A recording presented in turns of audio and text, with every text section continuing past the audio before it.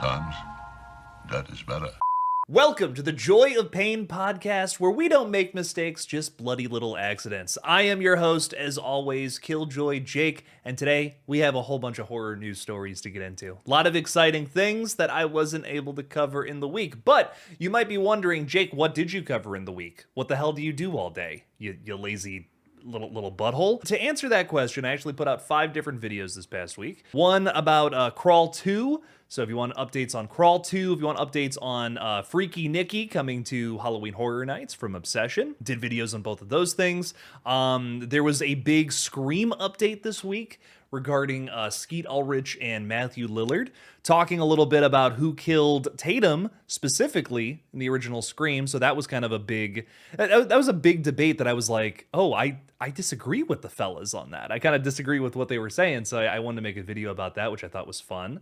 I also talked about Beware Boyana.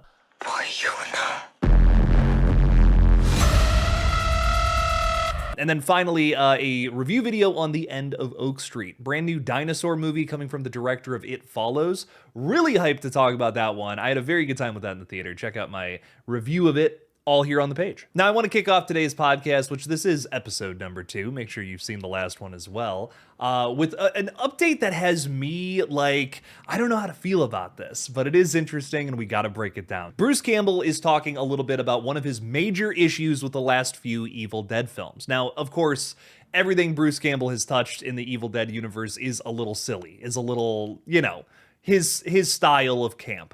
And I love that. I love all the Evil Dead movies for totally different reasons.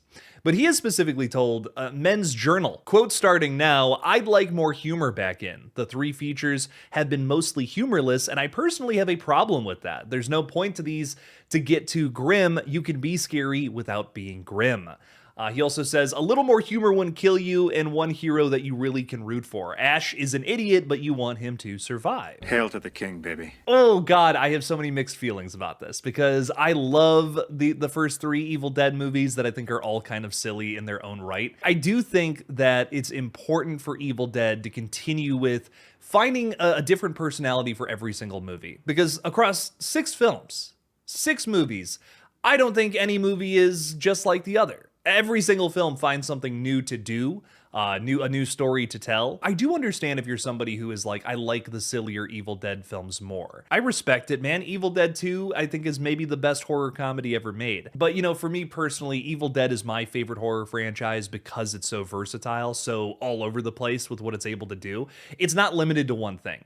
You know, I'm always talking about Scream and how much I love that series, but it really is boxed in. Like, Scream needs to be a murder mystery, meta take on horror with some great characters, and you gotta have somebody new underneath the mask. I mean, there's things you have to do when it comes to Scream that if you don't do these things, it's not gonna feel like Scream. Evil Dead, on the other hand, as long as you got people getting possessed by Kandarian demons, this series has proven you can make it feel like Evil Dead. I think all 6 entries are phenomenal. I don't think there's a weak link in the chain, personally. There's movies I like more than others, but I don't think there's a bad Evil Dead. Not even close. Not even close. And whatever comes next with Evil Dead Wrath, I hope that it's the personality of this director. I hope that they're able to implement something new, tell a brand new story that hasn't been told in the series, like every other film that came before it, and don't feel pressured to put something in there that doesn't feel right. You know, I think that's kind of the problem with the new Evil Dead, Evil Dead movies that some people have with it is like, you can't force that campiness. You can't force that. That's something that Sam Raimi and obviously Bruce Campbell loves so much about probably Evil Dead 2 and Army of Darkness the most. I don't think you can force that. I don't think we can force that back in there. I don't think we can make that happen unless it's a director who really loves that about Evil Dead 2 or some of the OG movies. Again, we don't know what we're going to get in Evil Dead Wrath. It could be something more akin to Evil Dead 2. It's a sillier flick. I don't think it's going to be based on the few plot details we know about it. Check out, I did a video talking about that a while ago now about the few plot details we know about it. It's going to get into some sexual hijinks, according to producer Robert Tappert. So I don't know if that's going to be, like, is it going to be Austin Powers, you know, getting possessed by Kandarian demons? I don't know. I haven't seen it yet. Should humor come back into Evil Dead? Ultimately, is like that the big question we're asking today? If someone wants to come along and do an Evil Dead 2 style movie, I'm down for it. I think we have had 3 movies that have had totally different personalities with Evil Dead 2013, Rise, and Burn. But I do understand how some people can come away from those 3 films and feel like they're all the same. I think that they all kind of focus a little more on the brutality of the series and the body horror rather than some of the other elements to Evil Dead. And I get that. I get wanting to get back to the silliness. The other side to that is I think Evil Dead 2013 did something that the original 3 movies couldn't do, which was go even harder into the body horror and really just make your audience feel pain. Are we going to get a silly Evil Dead movie that's better than Evil Dead 2? That to me is the big question I want to leave you all with. I'm sorry. You're not topping Sam Raimi. You're not topping Sam Raimi, and you're not topping Bruce Campbell's physical performance. I mean, that was lightning in a bottle with Army of Darkness and Evil Dead 2. I think that's honestly the reason why no one's tried. Are they going to top those movies? I don't think so. I just don't think so. But if someone wants to try and prove me right, well, hey, we'll see what comes from that. We have a ton of updates today on all sorts of horror video games coming out within the next couple of months that I'm really excited for, but man, like HELLRAISER Revival, this is the one I'm excited for the most. It's like a Resident Evil game set in the HELLRAISER universe. Oh my god, like take my money already. Are you kidding me? Yes, I am so here for that. We've seen a trailer and whatnot. We kind of know basic story elements about what we're getting into with HELLRAISER Revival, but today we got to see 14 minutes of gameplay. And I'm going to be completely honest, I had about 20 minutes to prepare for today's podcast. I'm in a crazy time crunch right now. I have to be done with this podcast in like 45 minutes, and I have 2 hours worth of shit to talk about. But dude, HELLRAISER Revival, man. Oh, this looks good. I sadly had to skim through the video. I did not see all 14 minutes, but what I have seen of it, and I'll link it in the description of this podcast, if you're listening to this on Spotify or if you're watching this on YouTube, it'll be in the description somewhere. It looks so cool. The big thing that I saw is that you're actually fighting a guy who like kind of does the same thing as some of our characters from like the first 2 movies, especially. Like they're kind of come up out of a blood pool and like they're back in a bloody white shirt. Stop teasing! Stop resisting! Feels like we're taking those elements from the movies and we're cooking up new stories with it. I just love this so far, man. There's a whole fight sequence with this character who's I'm assuming we're treating him as like a lower tier boss rather than just like one of the regular enemies you're gonna fight in the movie. That's how it comes off, at least in the little sequence that I watched. He was kind of hard to kill too. Who's ever playing this for IGN is putting a ton of bullets into this character. So I'm thinking a low tier boss. I'm so excited for this game, and I will be playing the hell out of it when it finally drops on October 8th of this year on the page. I will say September is probably going to be Halloween the game month, and then October is going to be HELLRAISER Revival month. So lots of game streams coming up soon. I'm kind of taking this month to get ahead on Patreon stuff as well as just figuring this podcast out, but gaming streams will return in September with Halloween and HELLRAISER. We'll be playing some brand new games too, which I think will be fun, right? We've been playing a lot of Dead by Daylight on the page, which has been great, but I think we're ready for some fresh games. So that'll start sometime in September. We're going to be talking about the Halloween game here in a minute, so stay tuned. Not necessarily a horror movie update, but you know what? It's a movie and franchise that I care about, so get wrecked. We're going to talk about it. Mortal Kombat 3, our director's unsure if there is even going to be a third film, which kind of makes me sad because I did really enjoy the 2021 movie. I thought that to me is the best Mortal Kombat film. Biggest thing there is I feel like they were actually able to go up above and beyond what you would expect from a Mortal Kombat movie. Listen, I never went into any Mortal Kombat film expecting more than some crazy fights, you know? And I think 3 out of the 4 live action movies we have are just really about fighting and having the characters from the games be alive on screen in the flesh. And that's fun. And you know what? Mortal Kombat 2 I had a good time with. But ultimately, I think I was kind of disappointed with Mortal Kombat 2, the new one, because that 2021 film was able to actually do something cool with some of the character storylines. Like, dude, the whole Sub-Zero and Scorpion thing in Mortal Kombat 2021 was awesome. It was triumphant. It was, I don't know, it felt really sick to get like a cool revenge story in there done genuinely well. And Mortal Kombat 2, they tried to do that with, Kung Lao coming back from the dead and fighting his brother Liu Kang, but it just didn't have that same it wasn't set up as well, and I don't think it had the same emotional payoff. Because that was clearly something they still tried in Mortal Kombat 2, I think I was just kind of ultimately disappointed with the film for trying and failing there. It had a lot of cool characters and a lot of great fights. What they did to Cole Young was dirty as hell in Mortal Kombat 2, dude. Oh my god. I still just kind of walked away from the film feeling a little like, come on, guys. Like, I know you can do better. I've seen you do better. It's my most hated review on this page. Like, I've never received more upset comments from people who are like, dude, why are you expecting anything more than fights from a Mortal Kombat movie? Because the 2021 film did more than that, bro. Kano's great in both movies, though, let's be honest. Staying on track here, though, Simon McQuoid said specifically, I think it's still going through its life cycle, so I don't know yet. I'm not sure. I would like a third one, even though 2 is definitely a little lower down the rung than the 2021 film. I don't care, man. They're still fun. I love hearing that theme. Oh my god, I'll listen to that theme in theaters 100 more times. Take my money. McQuoid was also asked if he would return for the third film, and he said, well, I feel like there are other stories that I want to tell that aren't necessarily in Mortal Kombat, and I have multiple things in development, one of which we're just casting now, and that's not Mortal Kombat at all, something that is in the real world and very much a deep dive into a singular character and character study. I'm excited about it, but I never want to close doors. I'm just always trying to open doors. I like to do things on purpose before we really get into a major point, and I did want to make that complaint about Mortal Kombat 2 known. The character work, it's not there like how it was in at least some of Mortal Kombat 2021. Don't get me wrong. None of the Mortal Kombat films are like these brilliant character studies or anything like that, but the 2021 film, at least in my opinion, I feel like just really stepped up things in terms of trying to give us a good story with these characters. And of course, the fights are great. That's the most important thing when it comes to Mortal Kombat. But when you can sprinkle some extra shit in there that, makes movies good, okay, hey, rock on. Mortal Kombat 2 losing that tells me maybe there was a shakeup behind the scenes. Maybe there was like a little more, producers saying, hey, let's focus more on the fights rather than story.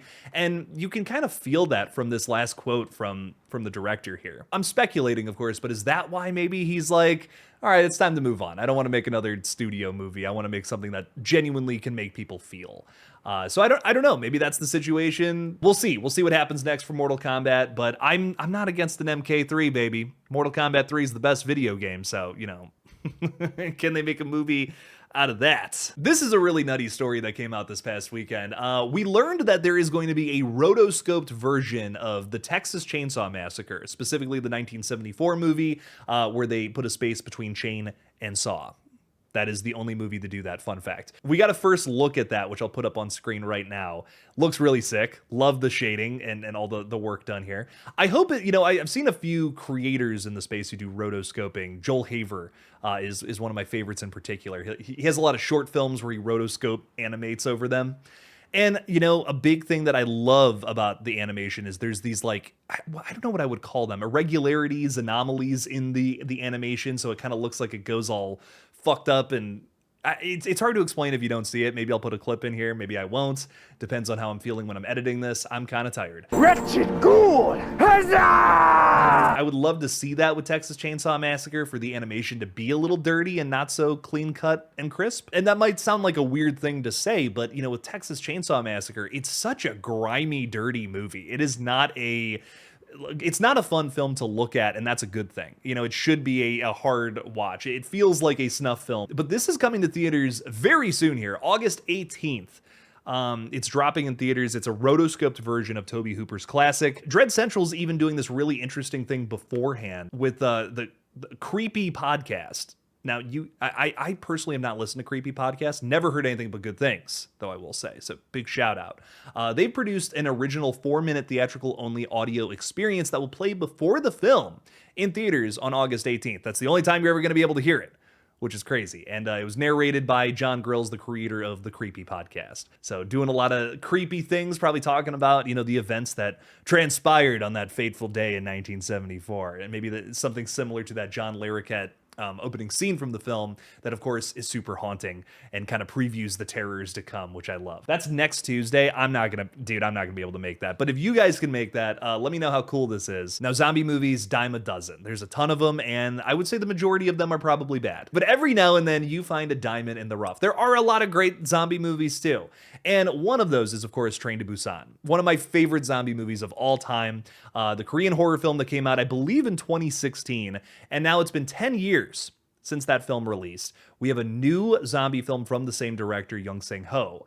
Now, he, of course, put out a sequel to Train to Busan a couple of years ago. I think it was 2021 or 2022, one of those years. And it's called Peninsula. I liked it. It's very good. I wouldn't say it's as good as Train to Busan. I did in my review back in 2021, but I was a little young buck who didn't know shit about horror films back then.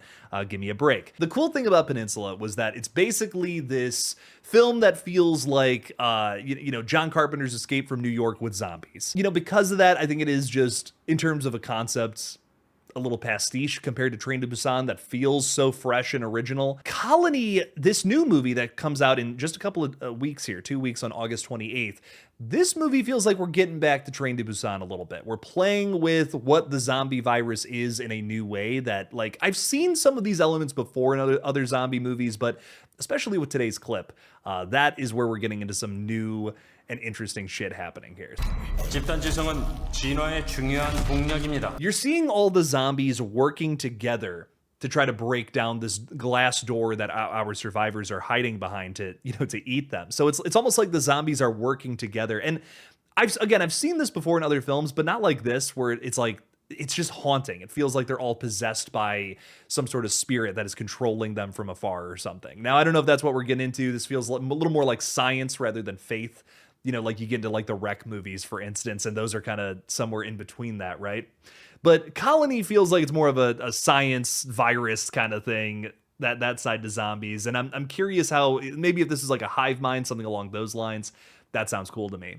But there is something that is shared between Train to Busan and this film, that when the lights go out, the zombies can't move. Now that leads to a really terrifying sequence in Train to Busan. If you know, you know. If you haven't seen that movie, holy goddamn, stop everything. Don't even watch this podcast. Listen, I appreciate it. Thank you for the support, but go watch that movie. It's important. Trust me. And Colony, this looks like it's going to be even better than Peninsula. That's what I'm predicting right now. Feels like we're getting back to like simplicity in terms of story. Peninsula was able to get into that a little bit, but I think my biggest criticism about Peninsula is it feels like there's a lot going on at all times. Like there's so much happening in that film. It's trying to be Escape from New York. It's trying to, dive into how the zombies have evolved since the events of Train to Busan. It's just a lot of things where I'm like, I kind of, focus on the one thing or the other. That would be cool. It is a great movie. I think it's underrated. I'd go so far as to say it's really good and still emotionally effective, which is a tough thing to do with any sequel. The biggest point to be made here is it feels a little more focused. It is about a zombie apocalypse. I don't believe it's set in the same universe, and it seems to be diving into these different kinds of transformations that the zombies can have. And I like that. I like that idea, and I'm excited to explore how fucked up and Resident Evil David Cronenberg-ish this ends up getting. So let me know your thoughts on this one. Are you excited to see it? Hopefully in theaters on August 28th, if it's in your area. I know it's going to be in select US theaters, but try to see this one if you can. I think it's going to be a fun zombie movie. We have a HELLRAISER video game. We have a new Michael Myers video game. And now we also have a new Saw video game that is entirely lore breaking, but you know what? I don't care because it sounds kind of cool. Saw Genesis has just announced that they are introducing a brand new puppet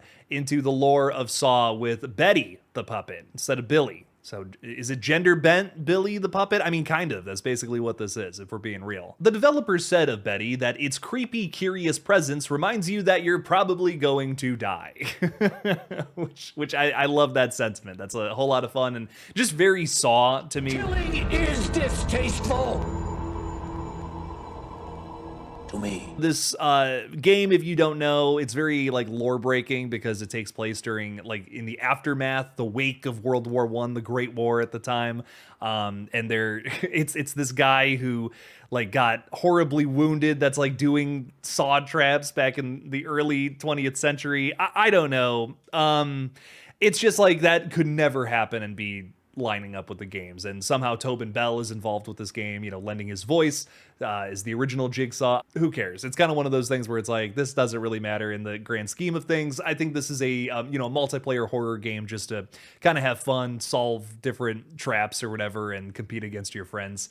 If this was, you know, the plot of a new Saw movie, different story. We'd be we'd be ripping that thing a new one, I think, by now. But as the plot of a video game that's just trying to put the Saw universe in a different time period because that would be fun, yeah, there's nothing wrong with that. It's a 3v1 multiplayer horror game where one player plays as like the judge, so you're basically John Kramer, described as a precursor to Jigsaw, again, something along those lines. And you're playing against the accused, who are attempting to survive a maze of traps and impossible choices. But I'm still excited for this game. We don't have a release date yet. It'll likely drop sometime next year. We have a brand new puppet. It doesn't exactly bode the best, because the last time we had a new puppet, it was the pig fella from from Spiral. That kind of sounded like Squidward. Live or die, Detective Tap. Make your choice. Oh man, Spiral, what a movie. But you know what? Hopefully this character has a scarier voice, but hey, we'll just have to see. Parker Finn is taking a bold swing with his next project. Coming fresh off of the success of the 2 Smile movies he wrote and directed, he is now doing a remake, a reimagining of Possession from the early 80s. This movie is now slated to release on June 11th of next year, and we've been getting all sorts of updates about it in the last year or so. This is such a strange project, but it does have me very excited because of who's involved with the cast. First of all, in the lead role, Margaret Qualley, who is amazing in The Substance. I mean, just holy shit, what a performance. Loved her and Demi Moore in that film. That's, in my opinion, a top 10 from the entire decade. The Substance rocked. Let's go. Great body horror, just in your face, super fucking nasty. And I loved, Margaret was amazing in that movie. So for her to play this role specifically, I see the vision, Parker Finn, and hopefully this pans out for you in June. We'll have to see.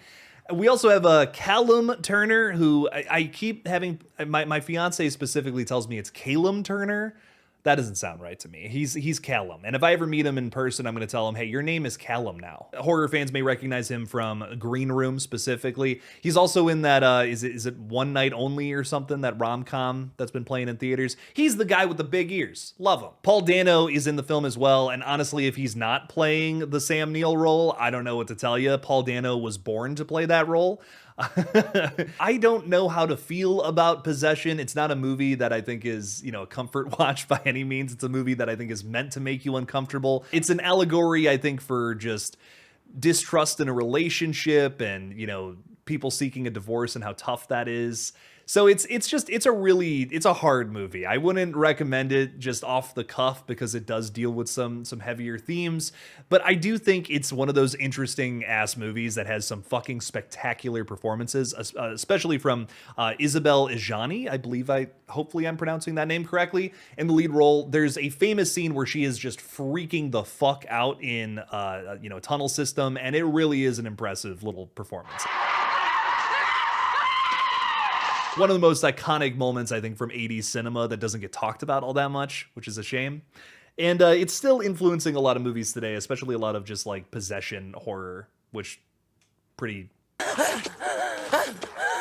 I think Parker Finn's a great guy to do it because he definitely plays on a lot of what made that film, as well as something like Rosemary's Baby works so well, where you're just you can't trust anybody in this universe, and your main character is just completely lost trying to figure out what the hell's happening.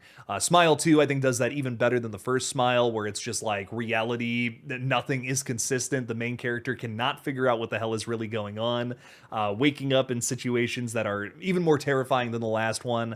So, you know, for Parker Finn to be doing Possession, it's a great choice. I understand why he's doing it. A lot of people would argue Possession doesn't need a remake. I understand that viewpoint of it as well, but I do think Parker Finn could bring something new to it. If anyone's going to do it, this isn't the worst choice by any means. It does make a lot of sense on paper. So I'm hoping to see something good and fresh from whatever this is about to be. This is a bold swing, and I love that about Mr. Finn, because every project he does, I think, gets a little more exciting than the last. So I'm really excited to see what this is going to be all about. I hope it's a big hit. I really do. I wish him and the cast nothing but luck. Speaking of movies that do not need a remake but are getting them anyways, we have an update on the new American Psycho adaptation from Luca Guadagnino. And honestly, got a guy who another person where I'm like, he's perfect to do an adaptation of that, of Bret Easton Ellis's 1991 novel. And now we might have somebody who may be perfect to play the lead role of Patrick Bateman. I personally love the show Outer Banks. Outer Banks, ton of fun. There's not a whole lot of like teen drama shows out there that I think are actually done well. They kind of just rely on the fact that, you know, their main cast members are people in their mid-20s, maybe even going up to their 30s, who are just fucking ripped. You know, one of those characters is Drew Starkey, who plays kind of our one of our main villains on the show in Rafe. And I've really always loved his performance there. I think he's one of the most consistent parts of that show in terms of what his character arc ultimately ends up becoming. And he is now rumored to be in the conversation to be playing Patrick Bateman. I don't want to sound too excited about this, because this is another project just like Possession from Parker Finn that I'm on the fence about. This could totally crash and burn. Some things don't need to be remade. And the original American Psycho, I mean, it's perfect. I don't know why you would need to do a new adaptation of it. But I also felt the same way about Suspiria, one of my favorite Argento films that I've actually seen, and Luca Guadagnino came in there, did a remake of it that is totally worth your time and really interesting. It's maybe a little overhyped. I think there's a lot of people who glaze the hell out of it and say it's this like, oh, it's even better than the original. It's not. But it's totally worth your time, and it's interesting as hell. It's a really cool new take on the same kind of material. Luca is likely going to approach American Psycho the same way, where it's not going to be the same kind of movie. And that's a good thing, because why the hell would anyone want to try to do American Psycho that way any differently? That's just, you're not going to do it better. Sorry. That movie's a masterpiece. It's a 10 out of 10.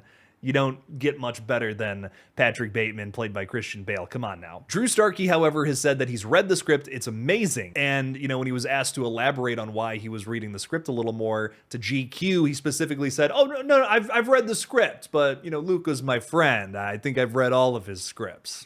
Okay, buddy. Nothing is confirmed. Nothing is set in stone. If Drew Starkey does end up playing Patrick Bateman, I don't hate this casting choice at all, if I'm being totally honest. I don't think he, you know, based on the things I've seen him in, he doesn't look like Patrick Bateman. But again, this is a different take. This is going to be something that isn't trying to... I don't want somebody who looks like Christian Bale. I don't want this movie to resemble that film at all, because I think that's just shooting yourself in the foot. And someone like Luca Guadagnino's not going to make that mistake, especially after seeing his approach to Suspiria 2018.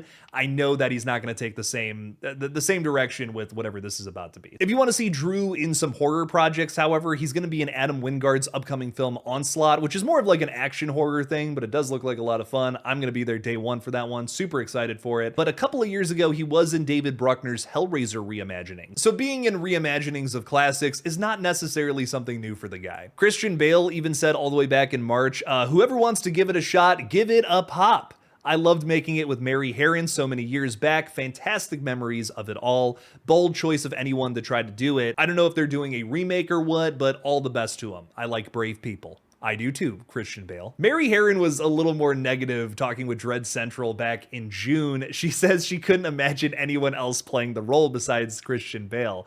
She said specifically, Christian Bale is so firmly set in my mind, I can't imagine anyone else doing it. I understand that viewpoint, because it's like, dude, Christian Bale, I mean, immortalized as that character. It's a role he was born to play. He does it so well. It's such an iconic and quotable movie. I would not quote that in public, just for the record, but amongst friends.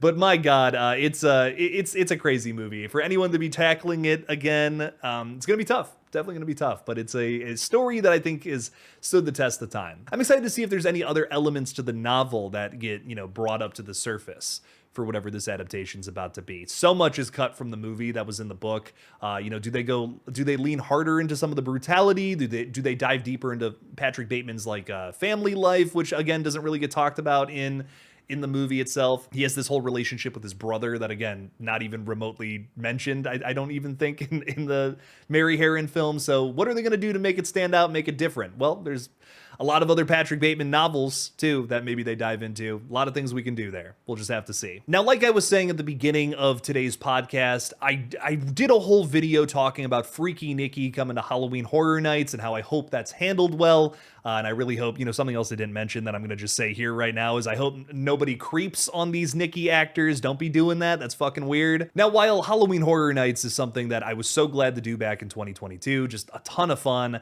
Six Flags, I guess, kind of has their own their own thing very similar to it called FRIGHTFEST. And of course, starts around this time period through spooky season, and there's a bunch of haunted mazes and whatnot based on IP from Warner Bros. Specifically, because I think they're their parent company or something, I think might own Six Flags if I'm not mistaken. But one of the big things that they're doing this year in terms of the IP based houses, haunted houses based on Warner Bros. Stuff is a Final Destination thing called Final Destination Death's Playground.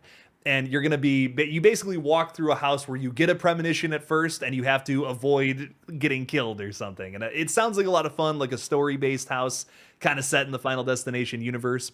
And isn't that perfect to happen at an amusement park? One of the most, at least for me, my first exposure to Final Destination as a kid was that roller coaster trailer that they would play on TV. It was horrifying. I was like, dude, that could be me the next time I go to, Cedar Point or whatever, any sort of amusement park. It struck fear into my little 8-year-old heart. We also have a Conjuring Universe one where we're walking through the Warrens cult museum, essentially their room of haunted items, which is dope. And there's even a trick-or-treat house with a giant Sam. I think most people are excited for Halloween Horror Nights, of course, but this does look really cool. On top of those 3 IP-based things, there's also a ton of originals, which is super cool as well. So it's not like you're just going there for 3 haunted houses. There's 12 or 13 of these. I've only ever experienced Halloween Horror Nights, but from that one experience alone, dude, it's the best thing it's the best haunted house experience I've ever done. It's ruined haunted houses for me. I've done haunted houses since, and it's not the same, man. Halloween Horror Nights, oh, it's so good. I'm sure this is cool too, but Universal does it best, baby. Universal Parks, that's the place to go if you want some scary bullshit. I don't think I'm gonna cover this, but I will talk about it for the American Horror Story fans out there. I have just really not loved American Horror Story in the last couple of years. I used to really watch it. I used to be excited for it. I would give the different seasons a chance, but I feel like we've gotten to a point with AHS where the majority of American Horror Story stuff is not good, where, some of the seasons from the past were really good. There's exceptions to that, of course. I think season 9 is shockingly fantastic. The slasher season with Emma Roberts, really fucking cool. But the parts of the first story from season 10 I thought was dope, but I don't know. I've given a few of the other seasons a try, just really haven't been my cup of tea. But of course, besides the classic seasons, I think seasons 1 through 4 are really good. After that, quality starts to, it's hit or miss quality basically. But now we have season 13, which is, American Horror Story Endgame, essentially. We're bringing back all the fan favorite characters. The trailer for this is literally just the most popular characters from AHS walking around and doing their thing. There's gonna be 13 episodes of season 13. It's just gonna be a whole lot of the characters somehow existing in the same universe. We've gotten teases that they're all these stories are set in the same universe before. Season 8, I remember especially kind of hit on that. So this is weird. They're doing 3 episodes the night it premieres, September 24th. 3 more episodes the next week, and then it'll be 2 episodes a week leading all the way up to the final episode on October 29th. So I think it's 3 episodes, it's 2 pairs of 3 episodes, a ton of 2 episodes, and then 1 final episode on October 20th. I think they're doing a Stranger Things season 5 thing where they're releasing it in increments or whatever. I don't know, it's ridiculous. But if you're excited for this, let me know down in the comments. Maybe I'll cover it if enough people are like, hey, watch this, Jake. Do your job, damn it. Another series I'm really excited for is Crystal Lake. This show, it needs to deliver, frankly. It's been way too long since we've had an actual Friday the 13th thing. I'm not counting the short film from last year because it's just a short film, dude. It was a hard cider commercial at that. I had fun with it, but I want a legit Friday the 13th feeling story. We got some posters today for Crystal Lake, which of course every single episode of Crystal Lake drops on October 15th. of this year, which is really exciting. Again, cannot wait to see all of it on Peacock. But these posters are not only confirming that little swamp baby Jason is going to be in this season, but we're also just seeing like a scary ass shot of Linda Cardellini as Pamela Voorhees, dude, in this other poster. My God. Big thing about this, I think, is confirming that, yeah, Jason is going to be a part of the series, lurking in the background, slowly building up into the hockey mask wearing slasher that we all know and love him to be. So I think this season is going to be setting that all up. And, hoping that people will hang out for Pamela alone. Listen, she's played by Linda Cardellini. This can't be bad. Linda is a super consistent actress. I've loved her in everything I've ever seen her in. And this poster right here is telling me how menacing she's about to be in this thing. So, I don't know. I'm really excited for it, man. I do want to see Jason with the hockey mask killing people eventually in one of these projects. And hopefully we get to that. Big thing as of right now is let's just see the quality of this show, these first couple of episodes. The first season. Whole first season on October 15th. It'll be 8 episodes, by the way, for those who are wondering. So it doesn't sound like too crazy of a watch. Doesn't sound like it's asking too much of you. 8 episodes, maybe kind of doing a new take on the story of the original Friday the 13th, and I can't wait for it. It's going to be fun. Let me know your thoughts about it in the comments. Shudder has a brand new movie out this weekend that I'm going to try to get a review out for if I can figure out when I have time to do this, but it's called Hellcat. And I'm really excited to see that one. But that's not what we're talking about today. We are talking specifically about another film coming from Shudder later on this year in October called HALLOWARRIOR. Brief plot synopsis here. This film follows Pumpkin, played by Millie Shapiro, who's of course famous from Hereditary, where she got her block knocked off. A Halloween-obsessed post-apocalypse survivor thinks she's the last person alive. But when a vicious band of scavengers show up at her doorstep, Pumpkin has no choice but to tap into her deadliest survival instincts. Ooh, I think this is going to be a lot of fun. It's one of those movies that feels like we're doing a lot to set up a home invasion flick where you can't call the cops. But it does give me that from the plot description, but I kind of don't mind that. I think it could be fun, especially to see Millie Shapiro in another like big role like this in a horror film. I think she was in she might have been in like a few other little things, but I haven't really seen her in much else outside of Hereditary, where she's so good as that character. I almost wish we had more of that performance there. It's chilling, and it's also just so pivotal to what makes that story work so well. We have the director talking a little bit about it, saying this is a throwback to the crowd-pleasing genre films I grew up watching every Halloween. The movie is dripping with nostalgic fall atmosphere, cheer-inducing kills, and a lovable final girl played by the brilliant Millie Shapiro. Shudder is hit or miss with its originals, let's be real here, but when they have something really good that they drop out, when they put out there, man, it gets the town talking. If it's these new VHS films, there's been some originals from them in the last couple of years that people have said are some of the best horror films of the decade. If it's Late Night with the Devil, maybe When Evil Lurks. Ooh, so good. Love both of those. HALLOWARRIOR arrives on Shudder on October 16th, and I hope it's like those aforementioned films, because I want Millie Shapiro to have a hit. Some of the shots we're seeing from this one look scary as hell, and very, just super October and orange, which I love October orange movies, baby. We're getting into spooky season, so of course we're getting more than just horror movies to talk about. We are getting a scary Ghostface soda coming from Fanta called Ghostface Punch. It's going to be a berry-flavored Fanta, probably leaning towards grape. Some people don't like grape pop. I love grape pop. Give me all the grape pop. I want it, baby. So that's going to be kind of cool. But on top of that, this is even weirder. It's one thing for Ghostface to get his own Fanta flavor, but Blumhouse is making a Cheetos flavor that is cinnamon and heat, which are sweet like cinnamon and then have a little bit of spice to them. It's the flavor of fear, I guess. Why is Blumhouse doing this? I don't know. We're really just expanding, diversifying and synergy and all those business terms that I don't really understand, but it's fine. I want to do a video, I guess, sometime in September where I'm trying both of these. I just think it would be kind of fun and weird.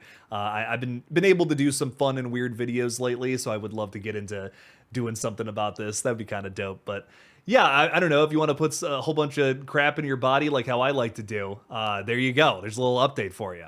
Get some sweet heat and some berry-flavored GHOSTFACE soda. One of the most exciting stories from this past week is that we're getting another creepypasta coming to the big screen, with Jeff the Killer making his film debut with director Savannah Moss in charge of the project. Now, this is really exciting for just a number of reasons, in my opinion.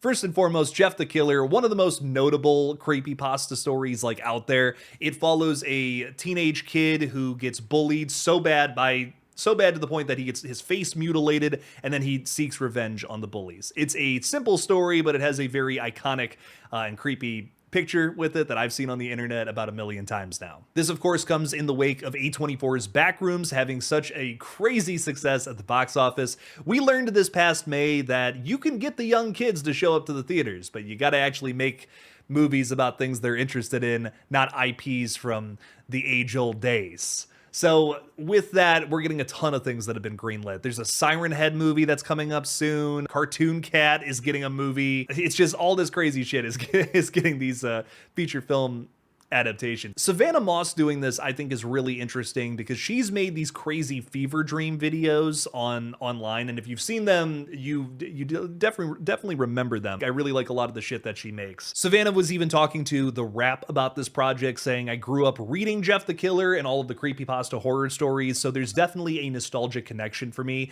I've even used Jeff in some of my fever dream videos in the past, so it's crazy to fast forward to now and actually have the opportunity to help turn this character into a feature film. Now, again, if you're like, dude, they're giving this whole movie to someone who's just making TikTok reels, well, Savannah Moss has actually made a horror short film that I thought was really cool and leaned into her whole like fever dream filmmaking. If you don't trust that she can make a feature film, check out Funny Bunny, which is over on her YouTube channel right now, and I think it's a really solid short film for what it is. It's not gonna knock your socks off or anything, but I think, again, it's just, you can see that jump from making like TikTok and Instagram shorts or whatever, and finding that style in an actual feature. I like that we're making the choice of giving this subject matter to somebody who is younger, who does understand why it's so important to people who grew up with creepypasta, people who grew up with these kinds of stories, opposed to just handing it to some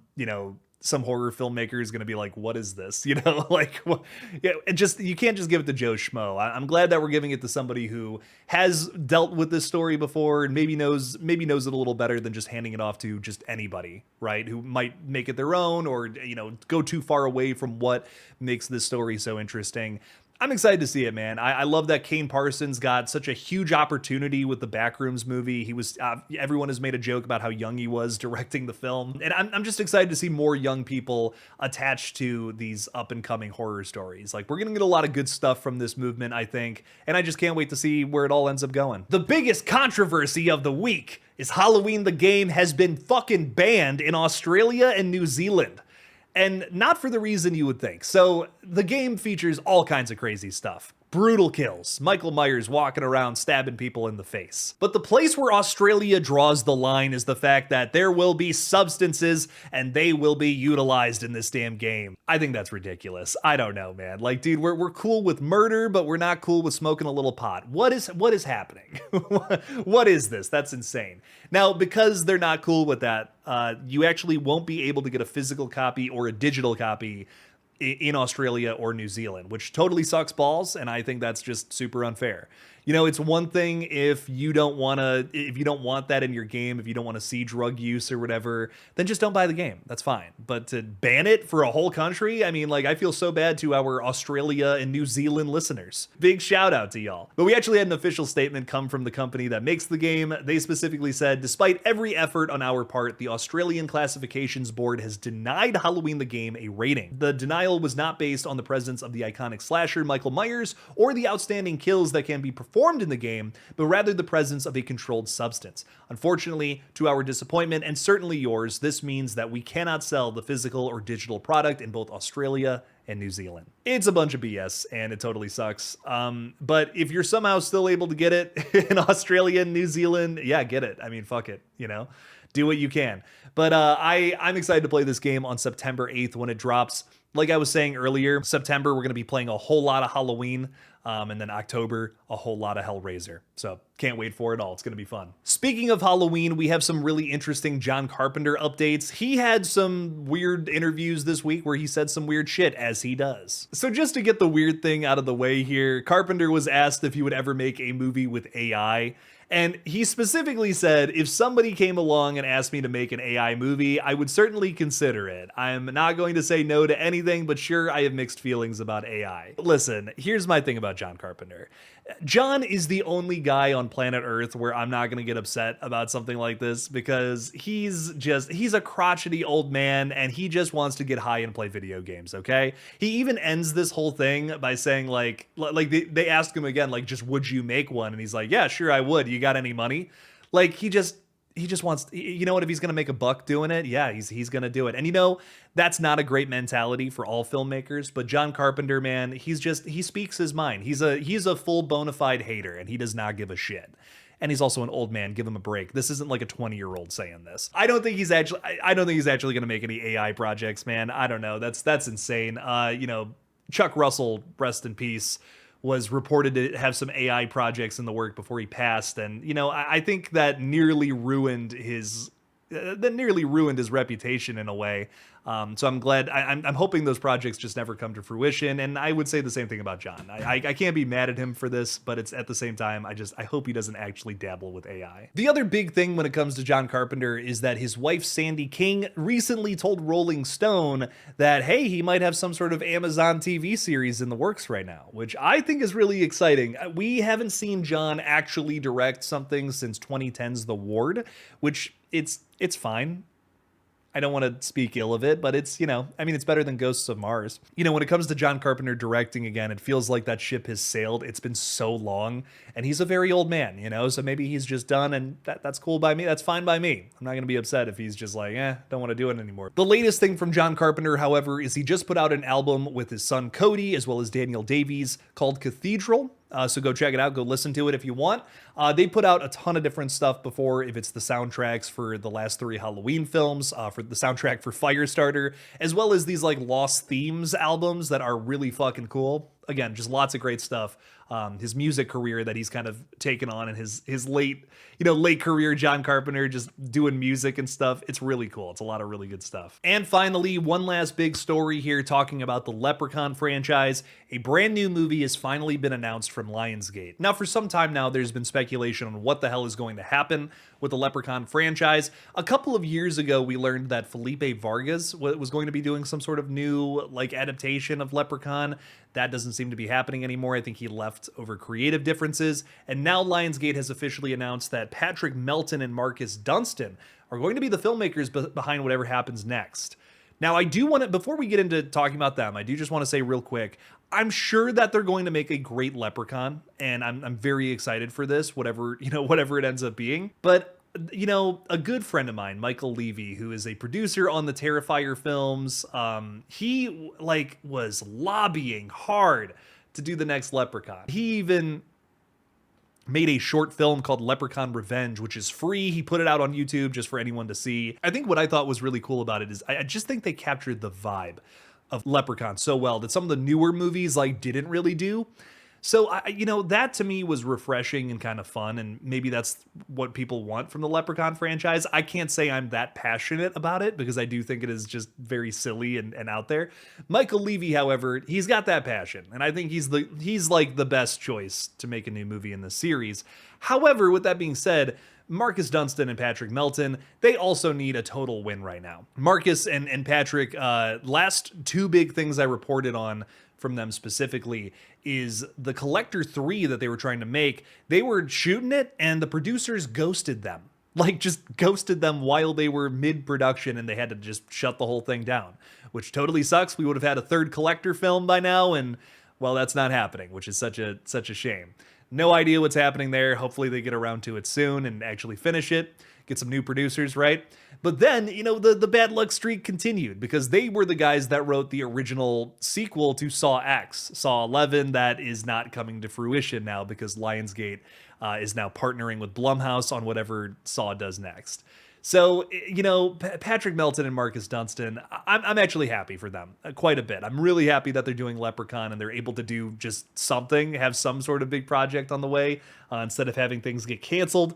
So I'm really rooting for them. Don't get me wrong, but I hope that in some way, Fuzz on the Lens, Michael Levy, they're all able to get involved with this somehow. Because again, they deserve it, dude. Like they lobbied so hard for that, and for them to not get it definitely makes me a little sad. Marcus Dunstan and Patrick Melton have done a couple of things like the sequel to Piranha 3D, Piranha 3 Double D, as well as the movie Feast. But they're probably most notable for writing some of the weirder Saw sequels like Saw 4 through 7. You know, that's one of my favorite Saw movies right there, Saw 6. So I have to say, I am a fan of their work. What can I say? So I'm definitely excited to see what they do with Leprechaun. Are they going to bring a darker vibe to Leprechaun? Probably, but I hope they keep some of that camp because I just think that's kind of what fans are expecting. They want a campy Leprechaun. They don't want whatever. There was like a dark Leprechaun movie, and I think it like crashed and burned. So just make this fun and whatever. I mean, who cares? Have a good time with it. Make a fun Leprechaun movie. It's nothing to be taken too seriously, but I do hope that they're able to get more people involved with the project. Like what I was saying, the Fuzz on the Lens guys. Get them in there. Well, that was a whole lot of horror news, ladies and gentlemen. I greatly appreciate you guys for hanging out with us across this entire podcast. So much love. Hopefully you guys are caught up on all the craziest horror news from this past week. Like the video and subscribe and all that. I'd appreciate that. If you're listening to this on Spotify too, please make sure to follow us here. That would be really dope. Thank you so much for listening. And as always, don't forget to kill it out there, y'all.